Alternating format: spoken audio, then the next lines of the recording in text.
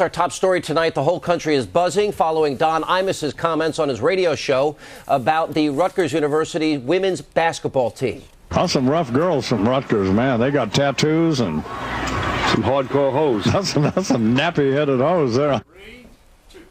Imus then apologized for the comments at length on his radio show this morning. 11 seconds. I'm sorry I did that. I'm embarrassed that I did that. I did a bad thing, but I'm a good person. And then this afternoon, Imus appeared on the Reverend Al Sharpton's radio program to explain himself and made some more comments that some people say could be just as bad as the original one. It's like the old country song, God may forgive you, but I won't. Jesus may love you, but I don't. So I can't get any place with you people, but I can get someplace with Jesus. Who is you people, Mr. Imus? You and this woman I'm talking to. And just a short time ago, CBS Radio announced that Imus has in fact been suspended from his radio show for 2 weeks. Also, NBC News suspended their television simulcast of Imus's program. President of NBC, Steve Kappas, released the following statement. Quote, beginning Monday, April 16th, MSNBC will suspend simulcasting the syndicated Imus in the Morning radio program for 2 weeks. Now, this comes after careful consideration in the days since his racist, abhorrent comments were made. Don Imus has expressed profound regret and embarrassment and has made a commitment to listen to all of those who have raised legitimate expressions of outrage.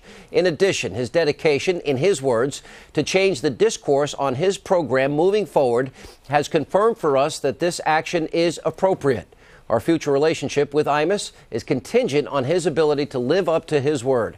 Joining us now with more on this developing story is Dr. Marc Lamont Hill of Temple University, radio talk show host, nationally syndicated Armstrong Williams, and right here in our New York studio, comedian, radio personality Patrice O'Neal. All right. What's up? How you doing? Welcome back. Good to see you.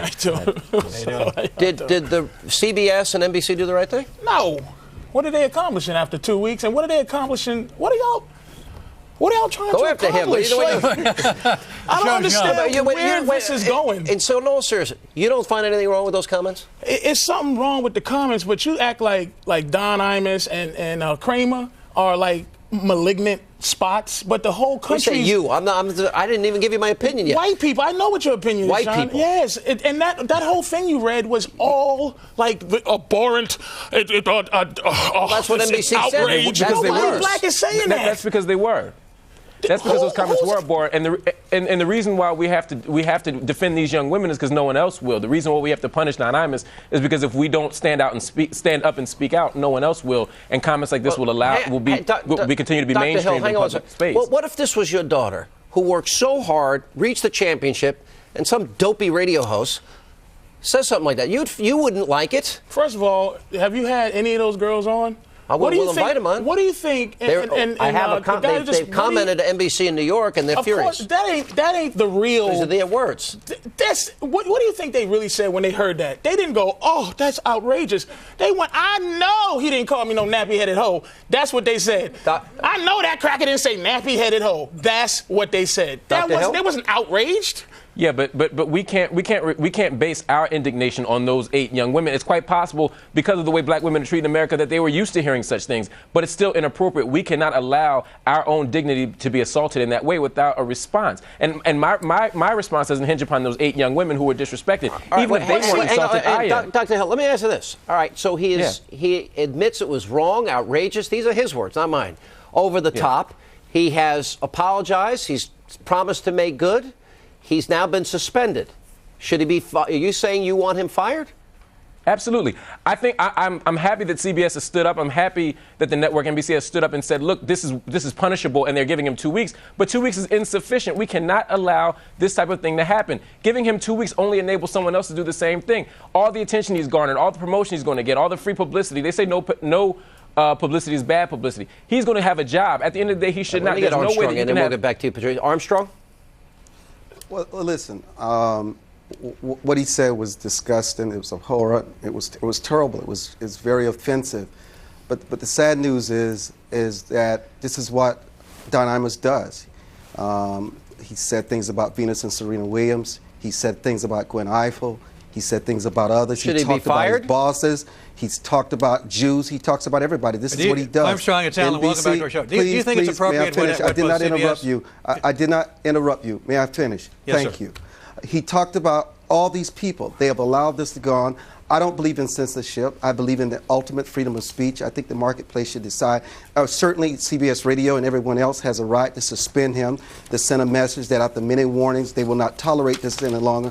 But firing him, and then the other thing we're doing, we're setting another precedent. Don Imus is not the only shock jock who used this kind of terminology and these racist remarks. There are other people that use it. You set a dangerous precedent when you say that someone like Don Imus should be fired, because there are a lot of people out there who happen not to look like Don Imus. It's easy to fire people like Don Imus and Savage and others, but we got to hold everybody to the same standard. We must establish what is the standard. Let's fire anyone who makes racist remarks. Let's fire all of them. Hold on, Armstrong. Let's fire all of them then. I have no problem with that. And then that. what? Are you offended?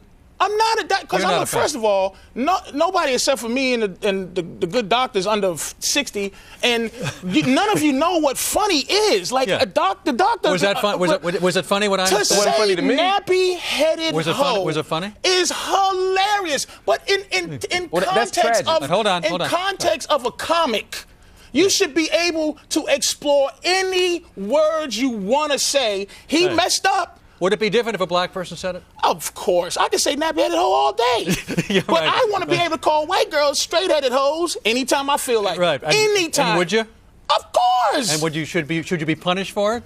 Of course not. Right. So, Dr. Hill, are we overreacting here? I mean, look, what he said was inappropriate, was wrong, he's apologized. At what point do we say, okay, how about a little forgiveness? He's, been contrite. He went on Reverend Sharpton's show today. He realizes he did wrong. Do we keep punishing the guy? He's crying. Well, first let me say I didn't find him contrite on Reverend Sharpton's show. I found him arrogant. I found him somewhat belligerent. What do you want? You want blood?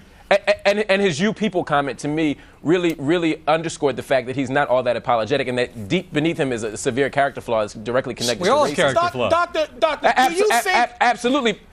And if your character flaws were uttered in such a way that they cause severe abuse to people in full public view on a daily basis, which some may argue, do you know that anybody was really abused here? Was anybody really abused here? Absolutely. I think that's what we need to look at black women in their particular position in America. When they're referred to as hoes, when they're referred to as the B word on a constant basis, we need to challenge that. Not just when it comes from Don Imus, when it comes from anyone. All right, now, you know what, dude? But listen, if we start challenging that word, right, and we start to try to ban the word nigga and ban the word nappy-headed hoes, right, let me ask you, how? Who's going to suffer in the long run? It ain't going to be white people. You don't say nappy-headed hoe on a regular basis in the street. I might. I say hoe, maybe not nappy. That's something new, something new for me. And hoe is not racial. But with everything going on in the world, why are we fighting so vigorously to defend the right to call ourselves the N-word or hoes? We got a lot of ground to cover. That's my issue. Not the least of which is their double standard. We're going to delve into that when we get back. We'll pick up this debate.